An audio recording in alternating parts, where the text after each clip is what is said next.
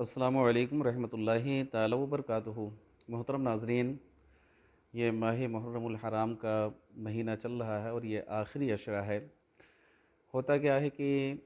جیسے ہی یکم محرم الحرام کا چاند نکلتا ہے، لوگوں میں حضرت سیدنا امام علی مقام اور شہیدان کرب و بلا کے متعلق ایک محبت و الفت پیدا ہوتی ہے، اور جگہ جگہ پر لوگ ان کے نام کی مجلسیں کرتے ہیں اور تاریخ کربلا کو سنایا جاتا ہے۔ بہر صورت ہمیں یہ بھی غور و فکر کرنا چاہیے کہ کربلا کی تاریخ سے اور میدان کربلا سے یا سیدنا امام علی مقام اور امام حسین رضی اللہ تعالیٰ کے تمام ساتھیوں سے ہمیں کیا پیغام ملتا ہے، یعنی کربلا کی جو تاریخ ہے اس سے ہمیں سبق کیا ملتا ہے، اس پہ بھی ہمیں غور و فکر کرنا چاہیے۔ دیکھیے، کئی ایک چیزیں ہیں۔ سب سے پہلا درس ہمیں یہ ملتا ہے کہ دین کے معاملے میں کبھی بھی آگے پیچھے نہیں ہونا چاہیے۔ جب بھی راہ خدا میں نکلنا پڑے آپ نکل پڑیں، جیسا کہ امام علی مقام اور ان کے تمام اہل خانہ اور رفقا مدینہ شریف سے اپنے وطن مالوف سے ہجرت فرما کر مکہ آئے، پھر وہاں سے آپ کا سفر کوفہ اور کربلا تک کا ہوا، تو پتہ یہ چلا کہ دین کی حفاظت کے لیے، دین کی حقانیت کو، دین کو بچانے کے لیے اور اس کی دفاع کے لیے آپ اپنے شہر کو چھوڑے، تو دین کی حفاظت کے لیے اگر ہمیں نکلنا پڑے تو آگے پیچھے نہیں ہونا چاہیے بلکہ حاضر ہونا جانا چاہیے۔ دوسری چیز یہ کربلا سے ہمیں جو پتہ چلتی ہے، معلوم یہ ہوتا ہے کہ دین کی حقانیت کے لیے اگر اپنے مال کی قربانی دینا پڑے یا اپنے احباب کی یا اہل خانہ کی یا تمام رفقا کی یا خود کی اپنی جان کی قربانی پیش کرنا پڑے تو کبھی بھی پیچھے نہیں ہٹنا چاہیے۔ یہ کربلا سے ہمیں درس ملتا ہے۔ اسی طریقے سے تیسری چیز ہمیں یہ معلوم ہوتی ہے کہ یہ مختصر سی دنیاوی زندگی ہے اور یہاں چند دن رہنا ہے، تو ایسی زندگی میں اگر ہمارے اوپر ظلم و زیادتی کے یا مصائب و آلام کے جو بادل ہیں وہ ایک دم کالے اور گھٹا ٹوپ چھا بھی جائیں، تب بھی ہمیں خداوند قدوس کی راہ سے غفلت نہیں برتنا چاہیے، بلکہ حق کی راہ پر مضبوطی کے ساتھ کھڑا رہنا چاہیے۔ جیسا کہ امام علی مقام رضی اللہ تعالیٰ عنہ کے اوپر اتنی زیادتی ہوتی رہی، پھر بھی آپ استقامت اور صبر کے ساتھ کھڑے رہے۔ کربلا کے میدان سے ہمیں جو چوتھی چیز ملتی ہے وہ یہ ملتی ہے کہ چاہے آپ کے اوپر کتنی بھی پریشانی آ جائے، چاہے آپ سفر میں ہوں یا حجر میں ہوں، چاہے آپ امن و سکون کے ساتھ ہوں یا میدان کارزار میں ہوں، نماز کی پابندی ضرور کریں۔ یہ ہمیں امام علی مقام رضی اللہ تعالیٰ عنہ اور ان کے تمام رفقا سے،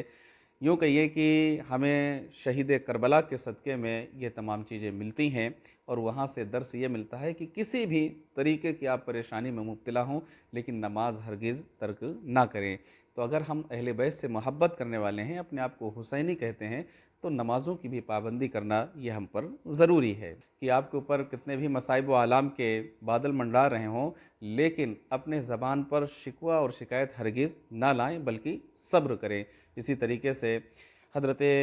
امام حسین رضی اللہ تعالیٰ اور ان کے ساتھیوں سے ہمیں یہ سبق ملتا ہے کربلا کے میدان سے کہ اگر آپ نے وعدہ کر لیا ہے تو وعدہ خلافی ہرگز نہ کریں، کیونکہ حضرت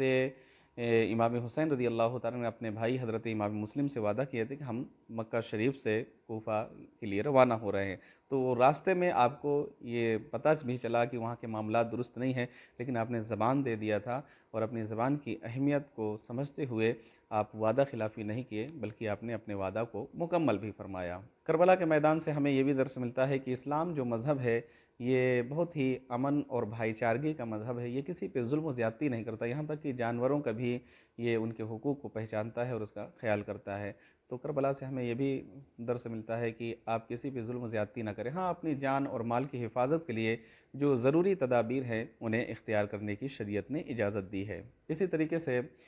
کربلا کے میدان سے ہمیں جو آگے کی بات معلوم ہوتی ہے، نویں چیز، وہ یہ پتہ چلتی ہے کہ تلاوت قرآن پاک، قرآن سے محبت اور ذکر و اذکار، یہ کربلا کے میدان میں حضرت امام حسین رضی اللہ تعالیٰ کی جب شہادت ہو گئی تھی، آپ کے جسم اقدس سے آپ کا سر اقدس نیزے پر تھا، اس وقت بھی آپ نے تلاوت قرآن کی۔ لیکن آج ہوتا کیا ہے کہ ہم نے قرآن شریف کو طاقوں پہ سجانے کے لیے رکھ لیا ہے، جب کسی کی موت ہوتی ہے تو تیزہ چہلم 10ویں 20ویں میں نکالتے ہیں اور تلاوت کرتے ہیں۔ ایسا نہیں کرنا چاہیے، بلکہ ہمیں قرآن سے محبت ہونا چاہیے، تلاوت قرآن سے ضرور محبت ہونا چاہیے۔ इसी तरीके से करबला का एक पैगाम ये भी है जो कि बिलखुसूस हमारे ख़वातीन इस्लाम के लिए है कि अहले बैत की वो ख़वातीन यानी रसूल करीम सल्लल्लाहु अलैहि वसल्लम की वो बेटियां जिन्होंने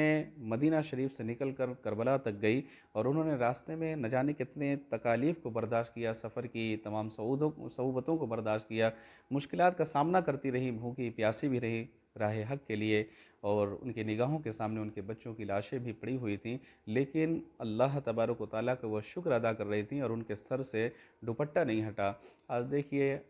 मुसलमान कहने वाले, अपने आप को हुसैनी कहने वाले, कितना बेपर्दगी होती है। तो करबला को सिर्फ़ हम मुहर्रम तक महदूद ना रखें, बल्कि हमेशा वहाँ से जो पैगाम मिला है उस पर भी अमल करने की कोशिश करें। अल्लाह करीम सबसे पहले मुझे, फिर आप तमाम नाज़रीन को इन बातों पर अमल करने की तौफ़ीक़ रफ़ीक अता फ़रमाए। अस्सलामु अलैकुम रहमतुल्लाहि व बरकातुहू।